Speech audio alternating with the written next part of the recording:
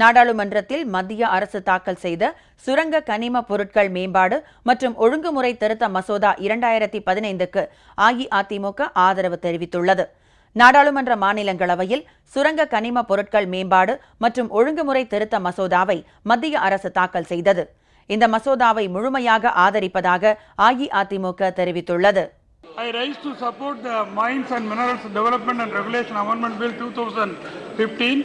I welcome the constitution of the Special Court. With regard to the powers of the Special Court, I request the central government to look into this issue and do the needful. சுரங்க கனிம பொருட்கள் மேம்பாடு மற்றும் ஒழுங்குமுறை திருத்த மசோதாவை அஇஅதிமுக மக்களவையிலும் ஆதரித்துள்ளது. The present amendments give more of say to state governments both in granting approvals and in carrying out mining operations. This has become necessary because of innumerable litigations that has come in the way of using the potential of our minerals wells at an optimum level. Neyveli நிலக்கரி நிறுவனத்தில் பணிபுரியும் 12,000 ஒப்பந்த தொழிலாளர்களை பணி நிரந்தரம் செய்வதற்கு மத்திய அரசு நடவடிக்கை எடுக்க வேண்டும் என அஇஅதிமுக வலியுறுத்தியுள்ளது. I bring to the kind attention of the minister the problem of contractual laborers working in Neyveli Lignite Corporation. There are about 12,000 contract laborers. They get a daily wage of rupees 425. No other benefits are given to them.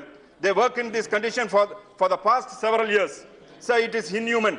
They have been patiently demanding permanency of their jobs. I reiterate their demand and request the minister to come up with a schedule to make them permanent employees as early as possible. தமிழகத்தில் உள்ள தென்னை விவசாயிகளின் வாழ்வாதாரத்தை ஊக்குவிக்கும் வகையில் கொப்பரை தேங்காய் உற்பத்தியாளர்களுக்கு உரிய இழப்பீடு வழங்க வேண்டும் என அஇஅதிமுக உறுப்பினர் வலியுறுத்தினார். I request Honorable Minister of Agriculture to allocate adequate compensation to the copra producers, to incentives to the livelihood and save the coconut growers from the present copra price crisis. I have 100% confidence with the Agriculture Minister that he will do the best for the agriculture welfare to Tamil Nadu to tide over the copra price crisis. Theni மாவட்டத்தில் குளிர்பதன கிடங்கு, பழத் தொழிற்சாலை, வேளாண் பல்கலைக்கழகம் போன்றவற்றை உருவாக்க மத்திய அரசு நடவடிக்கை எடுக்க வேண்டும் என தேனி நாடாளுமன்ற உறுப்பினர் கேட்டுக் கொண்டார். திராட்சை ஆகிய பழங்கள் அதிக அளவில் பயிரிடப்படுகின்றன. ஆனால் பருவநிலை மாறுகின்ற பொழுது நல்ல விலை கிடைப்பதில்லை.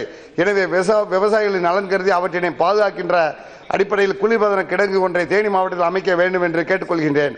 பல வகைகள் அதிக அளவில் விளைகின்ற காரணத்தால் விவசாயிகளுக்கு நன்மை பயக்கும் அடிப்படையில் ஒரு பல தொழிற்சாலை அமைக்க வேண்டும் என்று கேட்டுக்கொள்கின்றேன். மேலும் ஒரு வேளாண்மை பல்கலைக்கழகமும் வேளாண்மை ஆராய்ச்சி மையமும் அமைக்க வேண்டும் என்று கேட்டுக்கொள்கின்றேன்.